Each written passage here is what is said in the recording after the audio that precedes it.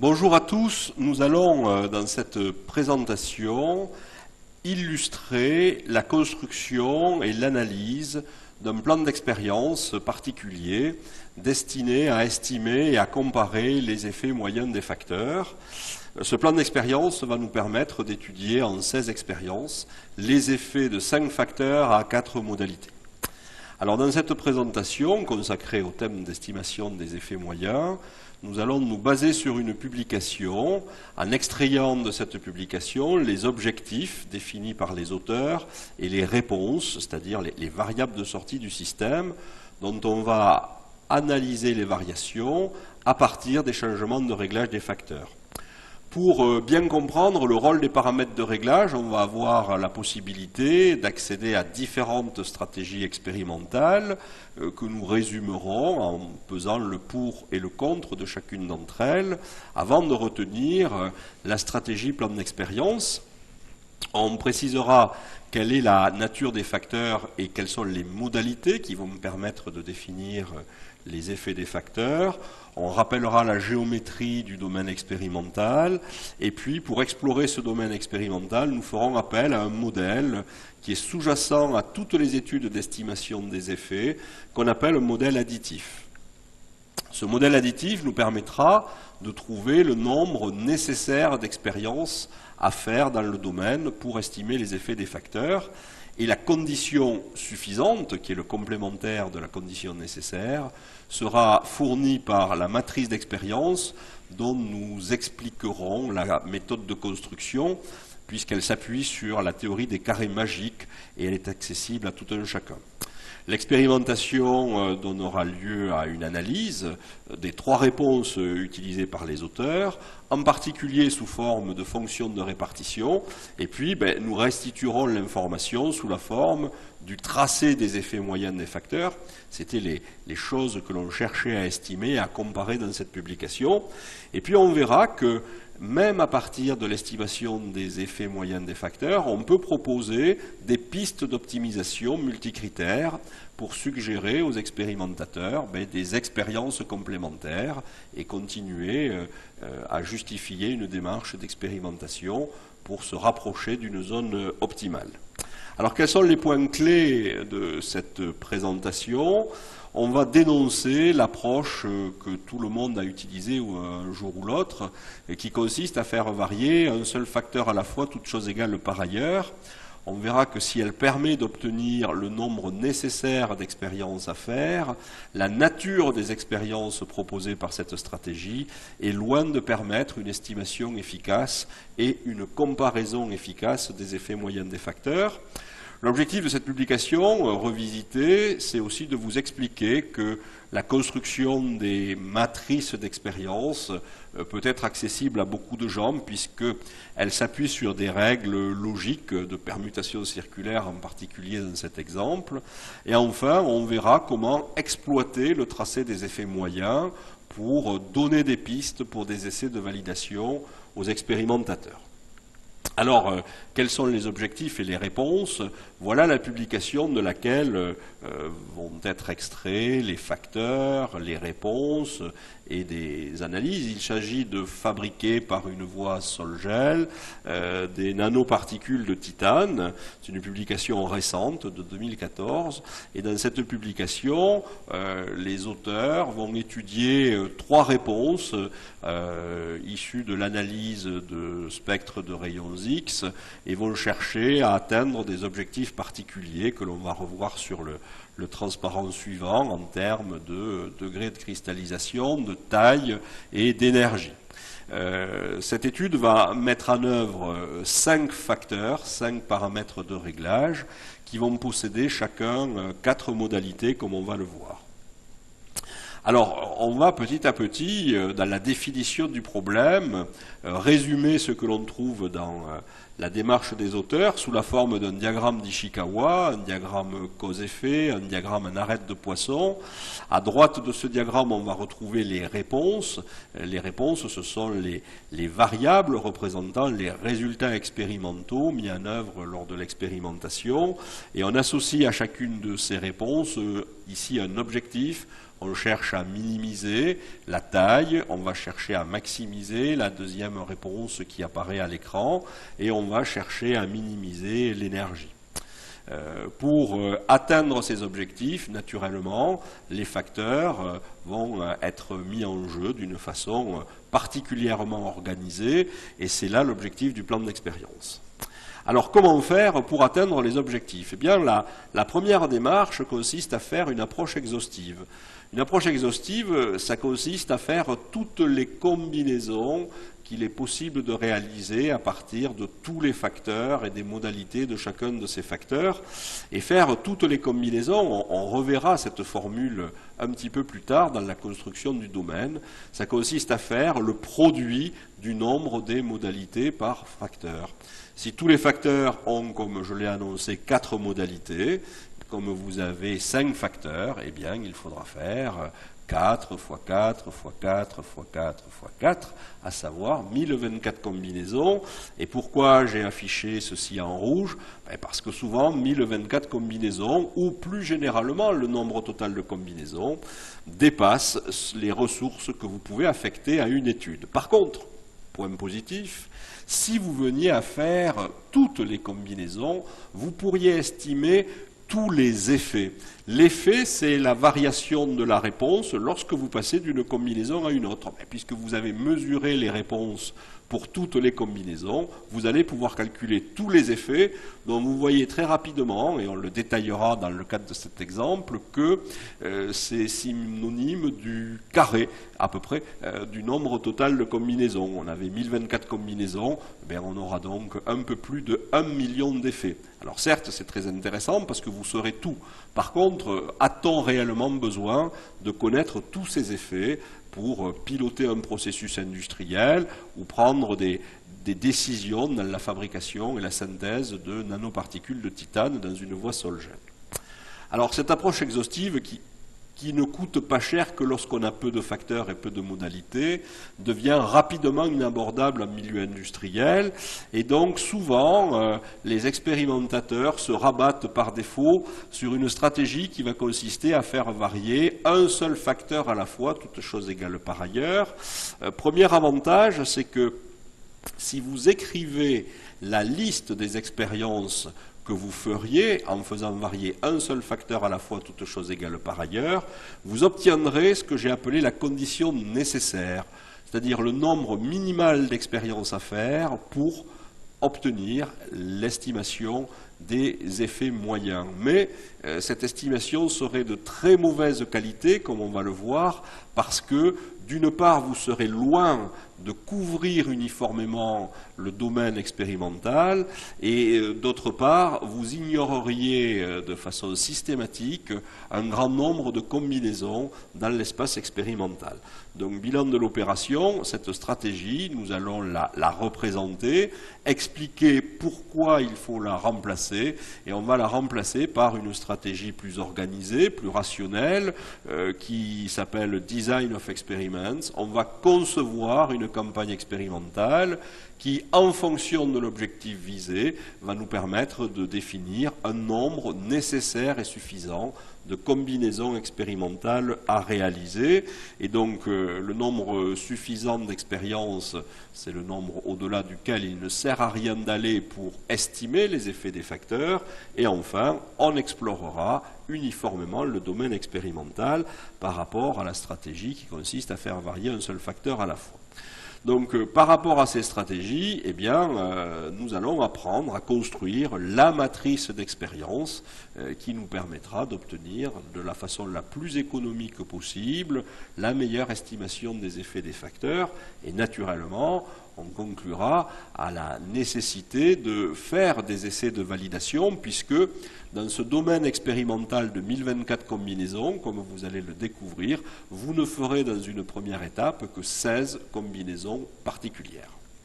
Alors, quels sont les facteurs, quels sont les paramètres de réglage et quels sont les états qu'on va donner à ces facteurs? Vous voyez en colonne les différents facteurs, le pH, le volume d'eau, le volume TTIP, ce qui veut dire titanium tétra isopropoxyde, la teneur de de ce composant, la température et enfin la durée. Et en ligne, vous voyez les différents états que l'on attribue à ces facteurs. Je préfère appeler ces états des modalités, parce que la notion de modalité est une notion exclusive. Vous ne pouvez pas à la fois mettre en œuvre le pH 7 et le pH 9. Par rapport à la notion de niveau, qui est initialement utilisée dans la publication, qui peut laisser supposer une interpolation entre les différents états de ces facteurs, ce qui n'est pas le cas lorsque vous utilisez des modalités. Voilà, donc d'un point de vue un peu plus formalisé et rigoureux, je vais avoir en présence 5 facteurs, petit k dans les formules c'est le nombre de facteurs, et je vais avoir le même nombre de modalités, MA, MB, MC, MD, ME égale 4 modalités par facteur. Alors, si je complète le diagramme d'Ishikawa précédent, en amont des réponses, je m'en vais représenter sous forme d'arête de poisson, sous forme de branche, les différents facteurs avec les modalités particulières associées à ces facteurs. Vous les voyez peut-être un petit peu mieux que dans la copie de la publication. Systématiquement, lorsque je cherche les effets des facteurs, je les désigne dans l'espace mathématique par grand A, grand B, grand C, grand D, grand E, et ainsi de suite, plutôt que par x indice 1, x indice 2, x indice 3, au même titre que les différents états que les auteurs ont choisis pour comprendre le rôle de ces facteurs. Lorsqu'on passe d'un état de réglage à un autre état de réglage, je vais les appeler des modalités et je vais les désigner pour chaque facteur sous la notation A1, A2, A3, A4, et puis pour le facteur B et pour les autres facteurs B1, B2, B3, B4 et ainsi de suite. Et donc, voilà représenté un petit peu quels sont les objectifs des expérimentateurs. On veut comprendre le rôle de ces 5 facteurs sur la variation des réponses que vous voyez à droite, de façon à atteindre un objectif de minimisation pour la réponse 1, de maximisation sur la réponse 2 et de minimisation sur la réponse 3. Alors après avoir défini les facteurs et les modalités, on va définir et surtout on va dessiner. Pourquoi? Parce que le dessin ne sera pas source d'ambiguïté lors d'une interprétation. On va dessiner le domaine expérimental. Le domaine expérimental, c'est le nombre total de combinaisons que vous pouvez faire. Imaginons un instant que vous n'ayez à votre disposition que le seul facteur A avec ses 4 modalités. Vous pourriez faire 4 expériences distinctes. Une qui mettrait en œuvre la modalité A1, je rappelle qu'il s'agit du pH, une qui mettrait en œuvre la modalité A2, c'est une autre valeur du pH, et ainsi de suite avec A3 et A4. Mais vous n'avez pas qu'un seul paramètre de réglage. Si vous n'en aviez qu'un, vous faites cette expérience systématique et vous verrez comment varient les réponses en fonction du changement de pH. Non, vous devez associer dans votre processus de fabrication le facteur A à un facteur B dans un premier temps qui lui-même possède 4 modalités. Par voie de conséquence, si vous n'aviez que ces 2 facteurs, le nombre total de combinaisons que vous pourriez faire, vous les voyez dessinés à l'écran, ce nombre de combinaisons serait égal à 16. Et à partir des valeurs expérimentales, si on disposait de ces 16 valeurs expérimentales, représentées ici par des disques rouges, on pourrait définir 240 effets. Alors en effet, un effet est défini par la variation de la réponse lorsqu'on passe d'une combinaison à une autre. Imaginons un instant que votre combinaison de référence soit la combinaison A1-B1, celle qui est située en bas à gauche de l'écran. Vous pouvez quitter cette combinaison de référence pour en atteindre une parmi les 15 autres. Donc vous allez pouvoir définir 15 effets. Et ceci, vous pouvez le faire autant de fois que vous avez de combinaisons. Donc vous pouvez le faire 16 fois plus, et 16 fois 15, ça fait 240 effets. Donc si vous vous livriez à ce qu'on appelle un plan complet, c'est faire l'étude exhaustive, donc vous faites toutes les combinaisons, ça ne vous coûterait que 16 expériences. Vous pourriez estimer les variations, quels que soient les changements de modalité, et vous auriez un tableau à interpréter contenant 240 effets, ce qui reste encore du domaine du raisonnable. Mais malheureusement, vous n'avez pas que 2 facteurs à 4 modalités. Les auteurs ont un 3e facteur à 4 modalités. Et donc pour chacune des modalités du facteur C, vous allez venir coller le petit domaine expérimental précédent, donc les 16 combinaisons précédentes. Et voyez que si vous aviez à votre disposition 3 facteurs, A, B, C, qui possèdent chacun 4 modalités, eh bien vous auriez à faire 4 fois 16 expériences, c'est-à-dire 64 combinaisons distinctes dans le domaine expérimental, sauf que ici encore, vous allez associer au facteur C un 4e facteur qui est le facteur D, et donc en superposant de nouveau sur chacun des nœuds de maillage le petit motif de 16 points, eh bien voilà quelle serait la représentation du domaine expérimental en présence de 4 facteurs à 4 modalités. Vous auriez 256 combinaisons. Et si vous veniez à mettre en œuvre chacune de ces combinaisons, matérialisées par des disques rouges dans le plan de la figure, la valeur des réponses vous permettrait de définir 65 280 effets. Alors, ceci vous paraît très riche comme information, mais ayez en mémoire le fait qu'il y a moins de 10 ans, un tableur Excel, dans une feuille de calcul, ne possédait que 64 000 lignes, ce qui concrètement veut dire que les résultats ne pouvaient pas tenir dans une seule colonne dans Excel. Et pour les plus doués d'entre vous sur Excel, vous vous rappelez que seules les 32 000 premières lignes permettaient d'accéder à des fonctions de calcul et que souvent, vers la fin des feuilles, on ne pouvait pas faire grand-chose si ce n'est regarder les valeurs. Donc si vous vous livriez à une telle campagne expérimentale, vous auriez une très riche information, mais qui vous aurait coûté cependant 256 combinaisons à mettre en œuvre. Et dans notre exemple, eh bien, les auteurs ont un 5e facteur. Parmi les facteurs, il y a le temps, la température, le pH, et ensuite un volume d'eau, puis le TTIP.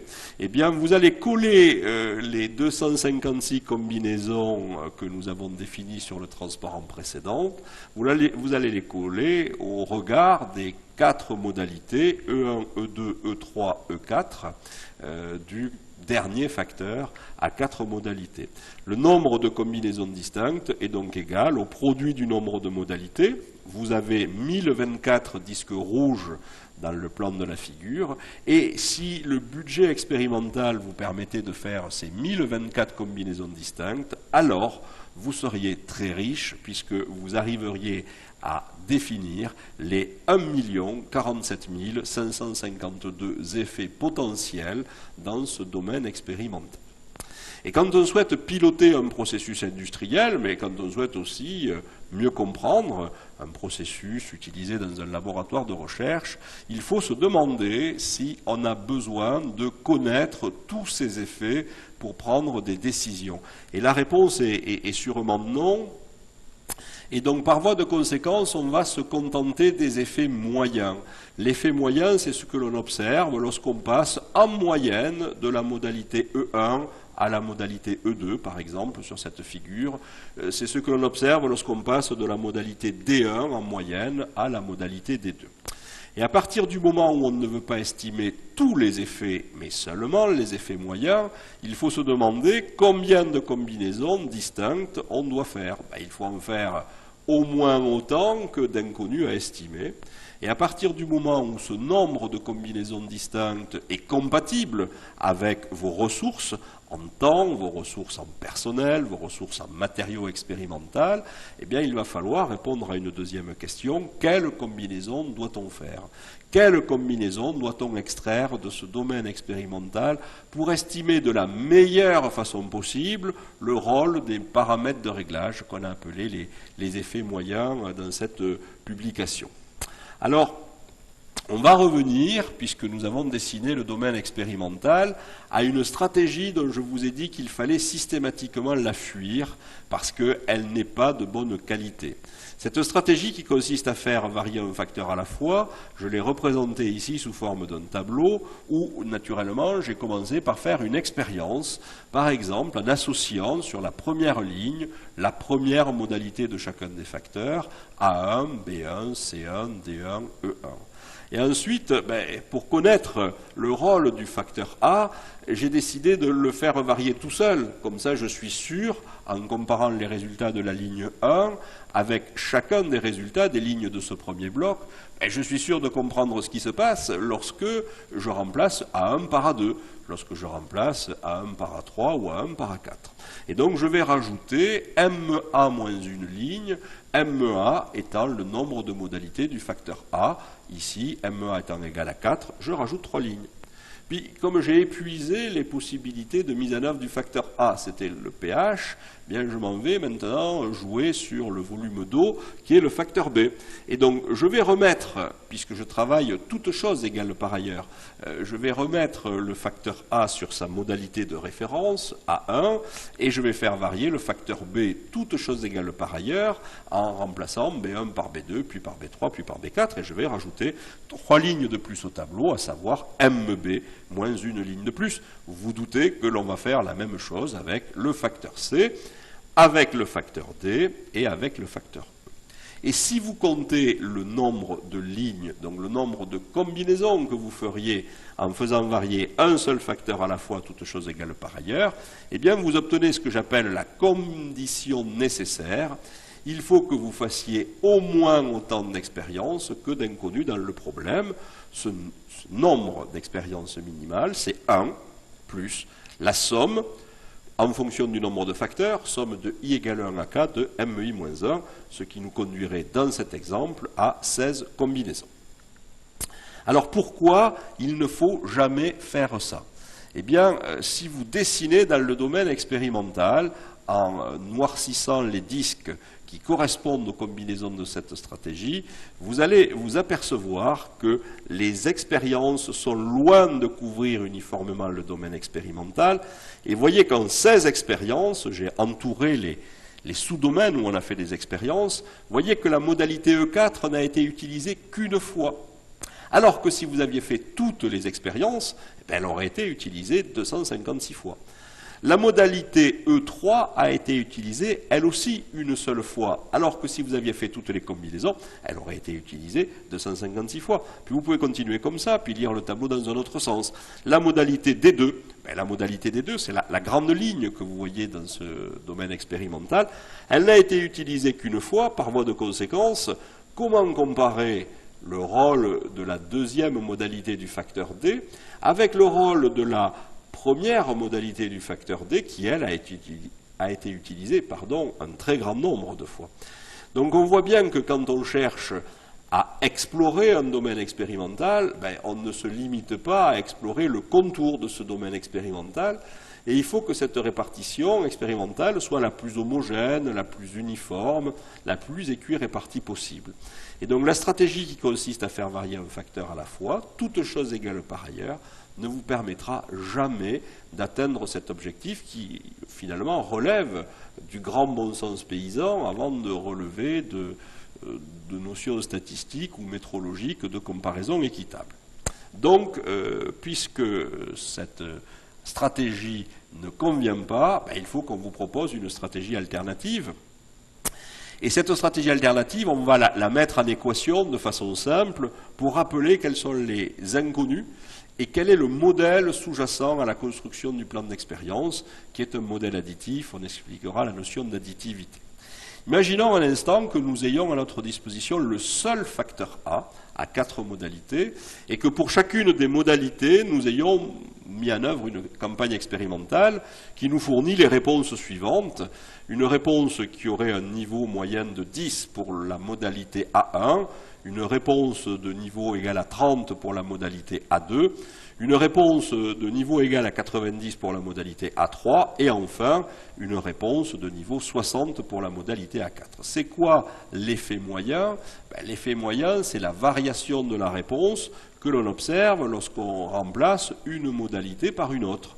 Si vous remplacez A1 par A2, vous observez une augmentation de 20 points de la réponse. Si vous remplacez A1 par A3, vous observez une augmentation de 80 points de la réponse. Et enfin, si vous remplacez la modalité A1 par la modalité A4, vous observez une variation de la réponse de 50 points.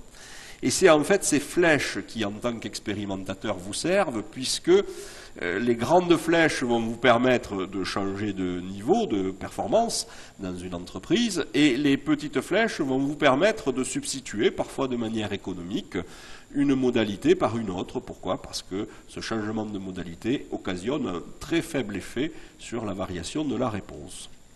Donc, partant d'une modalité de référence, ici la modalité A1, bien vous allez pouvoir définir 3 effets, donc de façon générique, MEI moins un effet moyen.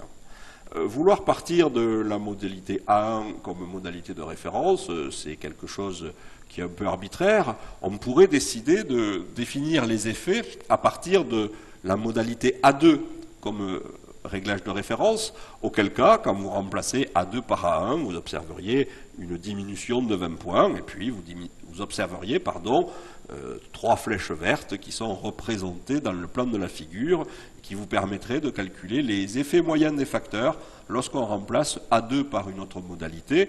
Bien évidemment, vous pouvez faire la même chose en partant de la modalité A3, puis en partant de la modalité A4. Et donc, vous voyez qu'à partir d'un facteur à 4 modalités, l'information qui serait restituée sous cette forme graphique vous permettrait de définir par calcul toutes ces flèches. Combien y a-t-il de flèches? Il y en a 12. De façon générique, à partir d'un facteur à MEI modalité, le nombre d'effets moyens, c'est le produit de MEI par MEI moins 1. 4 fois 4 moins 1, 3, 4 fois 3, 12 effets moyens. Alors, n'oublions pas que nous n'avons pas qu'un seul facteur, puisque nous sommes dans un processus multiparamétrique, et que ce schéma que vous voyez pour le facteur A, vous allez le retrouver pour les facteurs B, C, D, E, autant de fois qu'il y a de facteurs. Donc vous allez faire la somme pour I égale 1 à K de MEI que multiplie MEI moins 1. Alors c'est là que l'additivité intervient. Pourquoi? Parce que on va supposer que la conséquence d'un changement de modalité du facteur A, imaginons que l'on remplace A1 par A2, va s'additionner à la conséquence du changement de modalité pour le facteur B, la conséquence d'un changement de modalité pour le facteur C, et ainsi de suite. C'est ce que sous-entend la notion de modèle additif, modèle pour lequel on fera appel à des techniques appelées analyse de variance, lors de l'analyse des résultats. Alors, lorsqu'on voit ces flèches qui seront utiles pour décider en milieu industriel, on peut se demander si on a besoin de faire autant d'expériences que de flèches. Pourquoi est-ce que ces flèches sont-elles réellement des inconnues indépendantes? Bien, la réponse est non. Pourquoi? Parce que lorsque vous gagnez 20 points, lorsque vous passez de A1 à A2, vous perdez 20 points naturellement lorsque vous repassez de A2 à A1. Donc la moitié de ces flèches utiles pour l'industriel ne représentent pas une inconnue dès lors qu'on connaît l'autre partie des flèches. Donc ici, nous avons 6 flèches qui sont dirigées vers le haut. Est-ce que ces flèches sont indépendantes? Eh bien non, regardez. Si je vous donne la flèche bleue, qui représente l'effet moyen lorsque je passe de A1 à A2, cet effet valant plus 20, et si je vous donne la flèche verte située à gauche, qui nous montre l'effet moyen lorsque je remplace A2 par A3, cette flèche vaut plus 60, mais par addition, vous aurez l'effet lorsque vous remplacez A1 par A3, vous obtiendrez 80. Donc, la flèche représentée en pointillé n'est pas une inconnue dès lors que vous connaissez les 2 flèches qui sont situées à gauche dans le plan de la figure.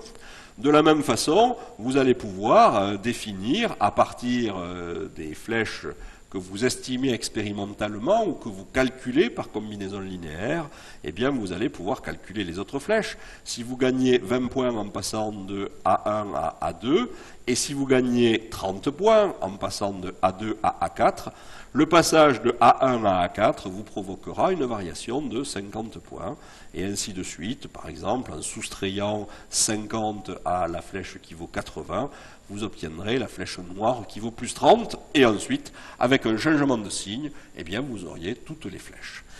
Donc, estimer les effets moyens du facteur A qui présente ici 4 modalités, finalement, représente l'estimation de 3 inconnues indépendantes. C'est les 3 flèches matérialisées en traits plans dans le plan de la figure. Et donc, si vous avez k facteurs, vous allez devoir estimer somme pour i égale 1 à k de mi moins 1. Voilà.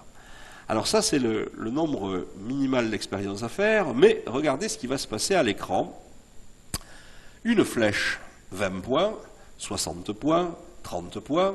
On ne peut l'interpréter que si on connaît le niveau par rapport auquel elle s'applique. Une variation de 20 points sera une variation très importante si cette variation s'applique à un niveau égal à 10, et sera une variation beaucoup moins importante si cette variation s'applique par exemple à un niveau égal à 100 000. Donc en fait, il va falloir caractériser, pour interpréter ces différences, la réponse ou l'état d'un système pour un réglage de référence, et ça fait une inconnue de plus à faire. C'est pour ça que dans la formule qui vient de s'afficher à l'écran et qui représente la condition nécessaire, le nombre nécessaire d'expérience à faire, c'est 1 plus somme pour i égale 1 à k de mi moins 1. Si votre budget expérimental ne permet pas d'atteindre ce nombre minimal d'expériences distinctes, vous ne pourrez pas, de quelque façon que ce soit, estimer les effets moyens des facteurs. Alors il y a une marge entre le nombre minimal d'essais à faire et le nombre total de combinaisons. Il va donc falloir ajouter une condition suffisante. Alors faisons un petit résumé de ce que l'on vient d'apprendre. À partir des 5 facteurs à 4 modalités, vous pourriez définir 1024 combinaisons expérimentales, et si le budget vous permettait l'étude et la mise en œuvre de ces 1024 combinaisons, vous pourriez estimer plus d'1 million d'effets. On va considérer que nous n'avons pas le budget expérimental et que l'on doit se contenter d'un résumé de ces effets. Et le premier résumé que l'on va faire, c'est ce qu'on appelle les effets moyens. Les Anglais appellent ça également des effets principaux, mais je préfère, de façon plus rigoureuse, utiliser la terminologie d'effets moyens. Combien y a-t-il d'effets moyens ? On a vu que par facteur, on pouvait définir 12 flèches. Comme il y a 5 facteurs, 5 fois 12 égale 60 effets moyens. 60 effets moyens, ce n'est pas ou ce ne sont pas 60 inconnues indépendantes. On a vu que le nombre total d'effets indépendants, qui vont par combinaison linéaire permettre de retrouver les autres, c'est 15. Somme pour i égale 1 à k de mi moins 1. Et on a vu qu'il fallait également rajouter une inconnue qui caractérise l'état de référence. Par voie de conséquence, ce problème nécessite de faire au moins 16 expériences. Alors, faire 16 expériences parmi 1024, vous imaginez que la formule du nombre de combinaisons de taille 16 dans un ensemble de taille 1024 représenterait un nombre de possibilités énorme, et parmi toutes ces possibilités expérimentales, il va falloir choisir celle, au singulier ou au pluriel, qui offre la meilleure chance pour les expérimentateurs d'estimer convenablement les effets moyens des facteurs et surtout de les comparer. On veut comparer l'effet du temps de réaction avec l'effet de la température, avec l'effet du pH, et ainsi de suite. Alors, sous forme générique, nous résumons notre modèle additif que l'on utilisera à la fin de cette présentation. Y égale constante plus effet de A, effet de B, effet de C, en entendant qu'il s'agit d'effets moyens. Si ces effets sont nuls, imaginons qu'en changeant de pH, la réponse ne varie pas, qu'en changeant de température, la réponse ne varie pas, on aura bien un niveau de performance moyen qui est représenté par la constante. Eh bien, derrière cette équation symbolique qui représente le besoin des expérimentateurs se cachent 16 inconnus à estimer. Voilà. Alors, comment faire pour définir un nombre maintenant suffisant d'expériences permettant d'estimer les 16 inconnus? Eh bien, on va utiliser un processus de construction de plan d'expérience qui est à la fois historique et à la fois ludique, puisqu'il a été proposé par Ronald Fisher en 1925 dans un contexte agronomique. Et pourquoi est-il ludique? Parce qu'il va faire appel à l'utilisation de carrés magiques que plusieurs d'entre vous sans doute utilisent en remplissant de temps en temps pour se détendre une grille de Sudoku. Alors le dispositif expérimental s'appelle un plan en carré hyper gréco-latin et je vais, étymologiquement définir ce que sous-entend la notion de carré et ce que sous-entend la notion des autres termes. Alors en carré, je l'ai représenté à l'écran, je m'en vais m'empresser de le découper en autant de cellules que je dois faire au moins d'expériences, à savoir 16 expériences. Donc je m'en vais identifier les 4 lignes de ce carré à partir de chiffres arabes et, et les 4 colonnes de ce carré à partir de chiffres romains. Et l'intersection des lignes et des colonnes, les cellules que vous voyez, vont représenter les 16 combinaisons à faire. Voilà pour la définition du mot carré. Alors je m'en vais maintenant m'intéresser à ce que l'on sous-entend par le caractère latin. Je vais remplir ce carré par des caractères latins A, B, C, D, de telle sorte que les lettres A, B, C, D n'apparaissent qu'une seule fois par ligne et par colonne. Il suffit pour que ça marche de remplir la première ligne avec A, B, C, D, comme ça les lettres n'apparaissent qu'une seule fois par colonne. Vous remarquerez que le nombre de modalités dans cet exemple n'est pas un nombre premier, c'est 4. 4 n'est pas un nombre premier. Par voie de conséquence, le remplissage des autres lignes va s'effectuer par bloc. Je vais isoler un premier bloc où je vais permuter les lettres latines B et A. Et dans le bloc voisin, je m'en vais permuter les lettres latines D et C. Et ensuite, je m'en vais recopier ces blocs de façon diamétralement opposée sur les 2 dernières lignes du carré. Et vous pouvez constater que la lettre A n'apparaît qu'une seule fois par ligne et par colonne, que la lettre B n'apparaît qu'une seule fois par ligne et par colonne. Et de la même façon, vous constaterez que les lettres C et D n'apparaissent qu'une seule fois par ligne et par colonne. Que signifie le préfixe gréco? Gréco, on va remplir les lettres, on va remplir les cellules de ce carré par des lettres grecques, alpha, bêta, gamma, delta, de telle sorte qu'elles n'apparaissent qu'une seule fois par ligne et par colonne. Et là, vous allez me dire, reproduisons le processus précédent, prenons la première ligne et écrivons dans chacune des colonnes une fois les lettres grecques, alpha, bêta, gamma, delta.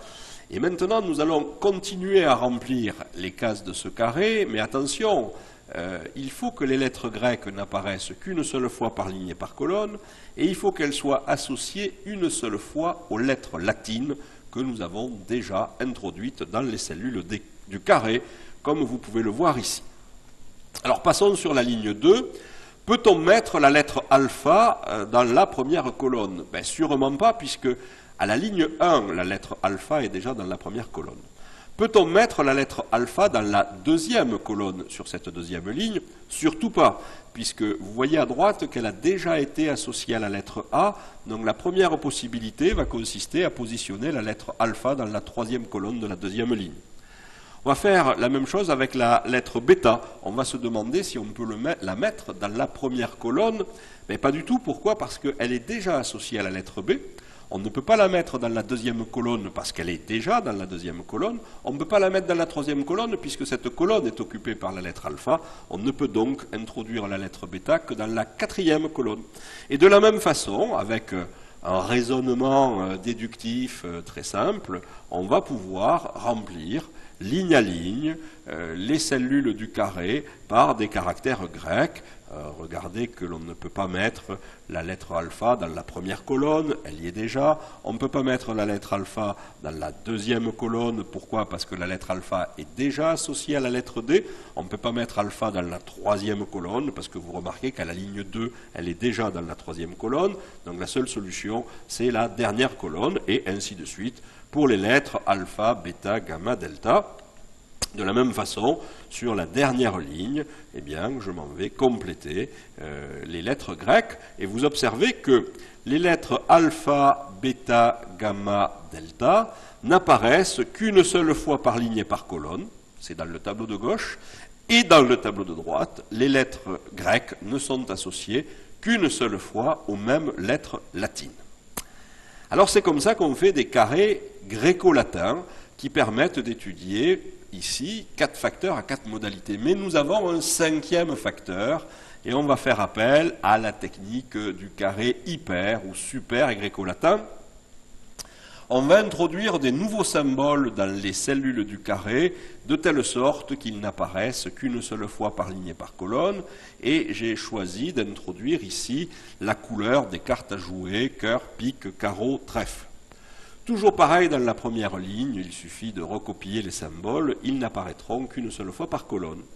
Mais on va les dupliquer dans les autres cellules du carré en s'assurant qu'ils ne soient jamais associés plus d'une fois à la même lettre grecque et à la même lettre latine.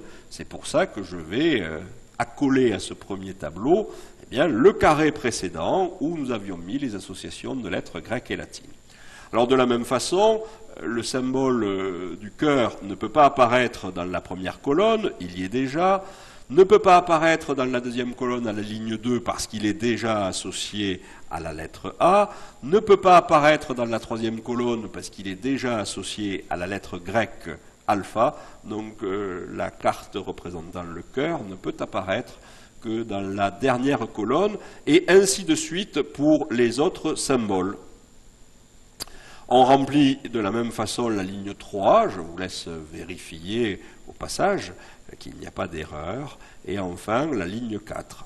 Et vous constatez que les symboles cœur, pique, carreau, trèfle n'apparaissent qu'une seule fois par ligne et par colonne dans le tableau de gauche, et ne sont associés qu'une seule fois à la même lettre latine et à la même lettre grecque.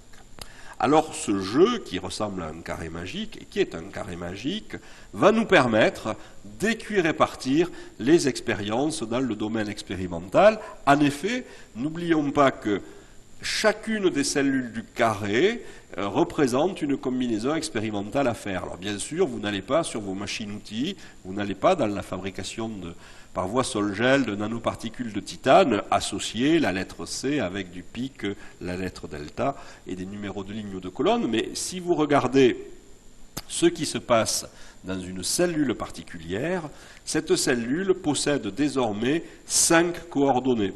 Elle possède un numéro de ligne parmi 4.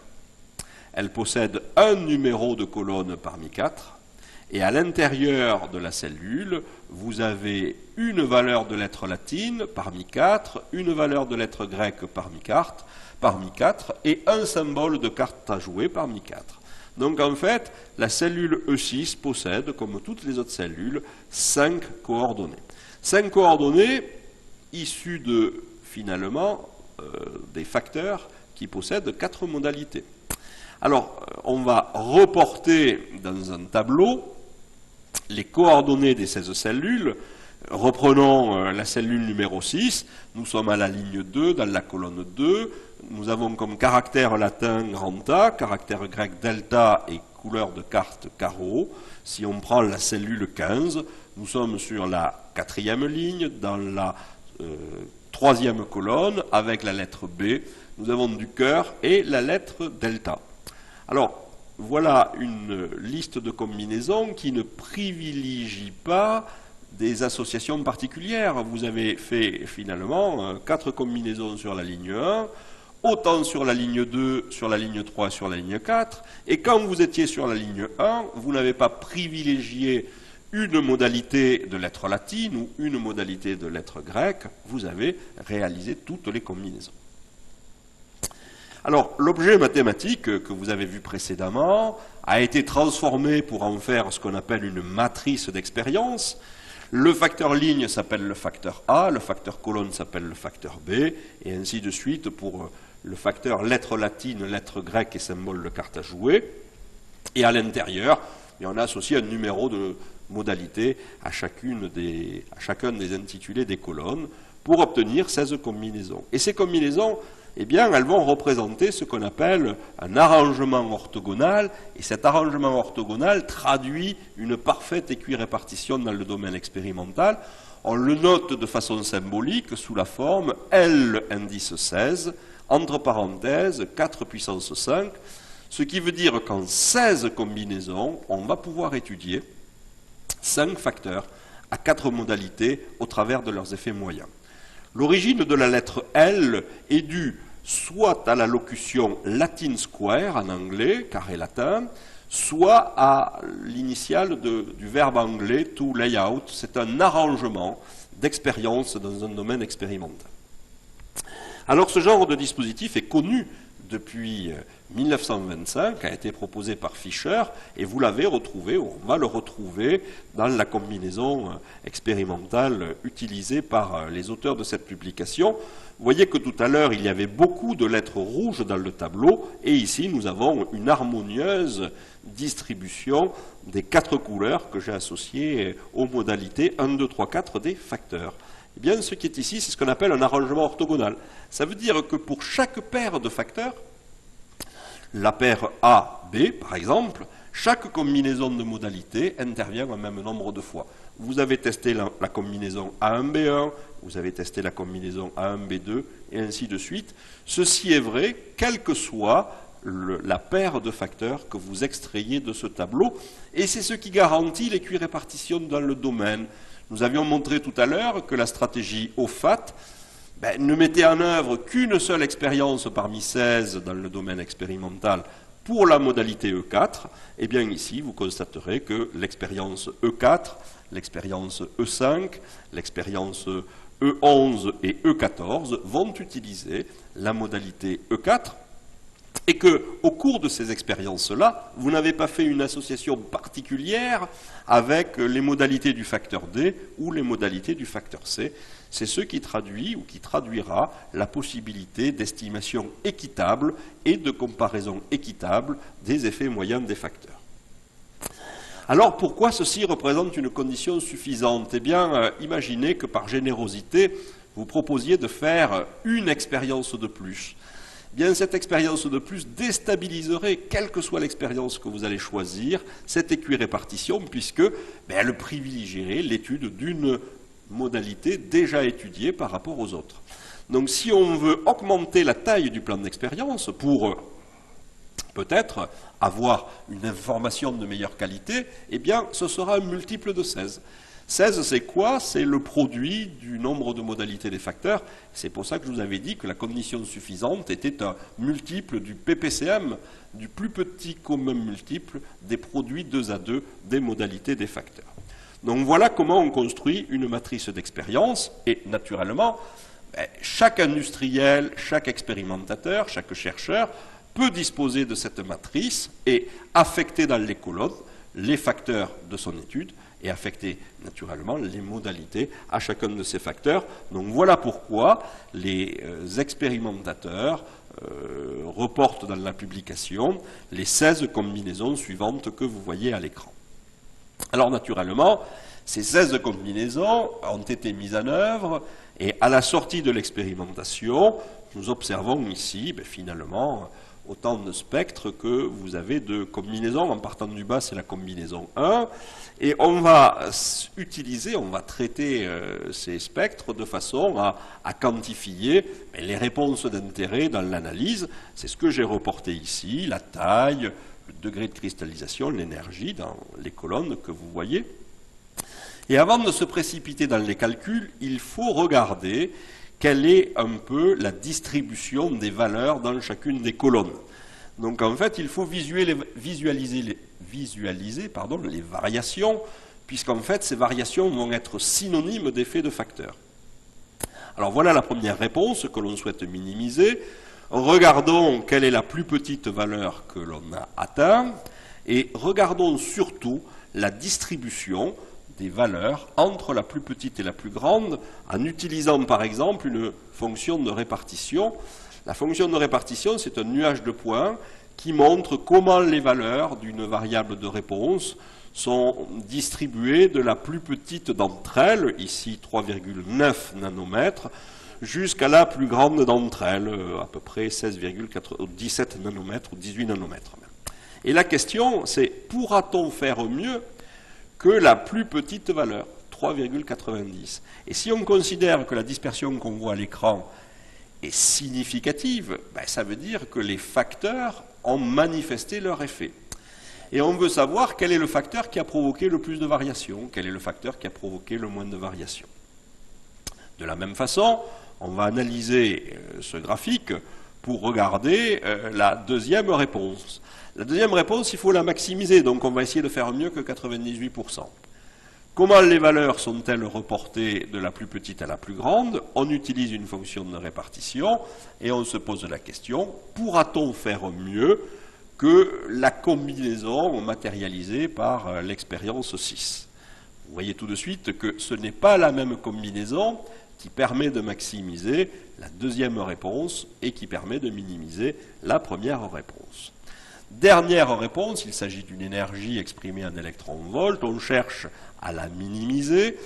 Elle varie relativement moins que les autres réponses. Et la question est de se dire, dans cette variation, eh bien, quel est le rôle des facteurs? Est-ce que c'est plutôt le temps? Est-ce que c'est plutôt le pH? Est-ce que c'est plutôt la température qui ont provoqué, lorsqu'on les a fait varier au cours du plan d'expérience, la variation de cette réponse que l'on souhaite minimiser? Alors, et c'est souvent là le drame, c'est que individuellement, ce ne sont pas les mêmes combinaisons expérimentales qui permettent d'atteindre les objectifs des expérimentateurs. Et vous ne pouvez pas faire industriellement la moyenne de l'essai 3, de l'essai 6 et de l'essai 1 pour trouver un compromis. Donc il va falloir, dans un premier temps, comprendre quels sont les facteurs qui ont provoqué, réponse par réponse, des variations. Alors, l'analyse globale est une étape très importante dans l'analyse des résultats, mais on va passer maintenant dans quelque chose qui relève plus de l'analyse mathématique, puisqu'on va faire quelques calculs pour visualiser les effets des facteurs. Alors, les effets des facteurs, on va les représenter sous forme d'un tracé, similaire à celui que nous avions vu pour quantifier le nombre d'inconnus du problème. Et comment va-t-on faire pour connaître les points, les coordonnées des points dans le plan de la figure? Je vais isoler, pour le facteur pH, les 4 expériences qui ont été faites à pH 7 et je m'en vais moyenner les valeurs de la réponse représentant la taille. Je m'en vais isoler les 4 expériences réalisées avec un pH égal à 9, moyenner la valeur des réponses concernant la taille et représenter le point représentatif, et ainsi de suite, facteur par facteur et réponse par réponse. Et je vais pouvoir comme ça comprendre le rôle des facteurs sur la variation de la réponse. D'abord la taille, ensuite, alors cette taille on veut la minimiser. Donc on va utiliser l'additivité des effets des facteurs pour retenir, pour chacun des facteurs la modalité qui semble la plus opportune. Ici, si vous cherchez à minimiser, vous allez retenir le pH 9. Vous allez retenir la valeur de 45 ml pour le volume d'eau. Vous allez retenir la valeur de 7,58 ml pour TTIP, donc je vous rappelle qu'il s'agit de titanium tétraisopproxyde. Vous allez retenir le temps de 18 heures et vous allez retenir, la flèche n'apparaît pas à l'écran, la température de 100 degrés. Vous allez faire la même chose pour le degré de cristallinité où on voit que le facteur température a provoqué plus de variations, notamment quand on passe de 100 à 160 degrés, que le facteur pH lorsque vous l'avez fait varier entre 7 et 11. Et si l'objectif est de maximiser cette réponse, eh bien vous allez retenir plutôt le pH 9, plutôt un volume d'eau de 45 ml, plutôt ce volume pour la teneur en TTIP, et enfin entre 160 et 200 degrés, mais rigoureusement 200 degrés pour la température, et une durée de 24 heures. Donc vous voyez que ces graphiques, lorsque vous cherchez soit à minimiser une réponse, soit à la maximiser, vont vous permettre de lire directement une piste ou une proposition de piste d'amélioration que vous mettrez en validation pour voir si le modèle vous conduit dans une zone du domaine expérimental où le niveau de performance ici de la réponse est plus grand. Pour l'énergie, en électronvolts, il convient de la minimiser et vous voyez qu'il y a un facteur qui pèse plus que les autres, c'est la température où on retiendra de façon privilégiée une température de 100 degrés par rapport aux autres températures pour minimiser cette quantité. Voilà. Alors, ces graphiques que l'on vient de voir, qui représentent la restitution spontanée que l'on fait dans la restitution des résultats d'un plan d'expérience, a également été proposé par les auteurs. C'est ce que vous voyez là, au moins pour les deux premières réponses. Vous pouvez observer qu'on observe absolument les mêmes choses. Et comme il s'agit de comparer des moyennes arithmétiques, un tableur informatique ou une machine à calculer permet de le faire. Vous pouvez résumer les effets moyens à partir de comparaisons de moyennes arithmétiques parce que vous avez un arrangement orthogonal, c'est-à-dire que parce que vos expériences sont équiréparties, vous n'avez pas besoin de trouver des coefficients de redressement qui tiendraient compte de la disparité, de la mauvaise uniformité des expériences au sein du domaine expérimental. Alors, après avoir tracé les effets des facteurs et après avoir analysé une à une les réponses, eh bien, il faut proposer aux expérimentateurs, même si le plan d'expérience est typiquement destiné à l'étude des effets des facteurs, des pistes pour encore explorer le domaine expérimental en fonction des objectifs qui étaient fixés. Alors, un modèle, ça sert à quoi? Un modèle, ça sert à générer de l'information que l'on n'a pas pour le moment. Pour le moment, ça a généré les effets des facteurs. Mais vous pouvez également, à partir de ce modèle, générer la valeur des réponses en fonction des combinaisons des modalités des facteurs. Et vous allez pouvoir faire ça 1024 fois, puisque le produit du nombre de modalités, qui correspond à la taille du domaine, est égal à 1024. Alors, dans ce que je vais montrer, je ne vais pas prendre en compte dans un premier temps la réponse énergie, pour m'intéresser, comme l'ont fait les auteurs, aux deux premières réponses. Et pour les 1024 combinaisons du domaine expérimental, je m'en vais simuler, à l'aide des modèles mathématiques, la valeur de la réponse Y, en partant d'une constante. La constante, c'est la moyenne des réponses, et ensuite en ajoutant la valeur de l'effet d'un changement de modalité par rapport à cette constante, et je vais rajouter 5 valeurs, puisque je vais pouvoir faire 5 changements de modalité, un pour le facteur A, un pour le facteur B, un pour le facteur C, un pour le facteur D et un pour le facteur E. Je vais consigner les 1024 valeurs simulées par le modèle pour les réponses dans un tableur et je m'en vais utiliser tout simplement la fonction de filtrage offerte par un tableur pour obtenir un sous-ensemble de combinaisons qui est plus petit que 3,90 pour nanomètre pour la taille et qui est plus grand que 98% pour la cristallisation. Donc voilà comment vous pouvez mettre en œuvre ceci sous Excel en allant appliquer des petits filtres pour chacune des réponses. Et si vous faites ça, vous extrayez d'un ensemble de 1024 combinaisons, mais voyez ici, vous extrayez un sous-ensemble qui fait un peu moins d'une dizaine de combinaisons, et vous voyez immédiatement ressortir des choses très intéressantes, c'est que si vous ne vous intéressez qu'à ces deux réponses, eh bien, il ressort sans ambiguïté la nécessité d'utiliser un temps de 18 heures et d'utiliser, là encore, sans ambiguïté, un volume d'eau de 45 millilitres. Par contre, pour les autres facteurs, eh bien, notamment pour la température, sur laquelle on reviendra, vous voyez que c'est majoritairement 200 degrés, donc on va plutôt proposer 200 degrés. Pour le pH, c'est plutôt la valeur 9, mais si vous avez encore un doute, vous êtes à temps de refaire un plus petit plan d'expérience ou de tester toutes ces combinaisons. Et pour le dernier facteur, c'est plutôt la modalité 7,58 qui ressort.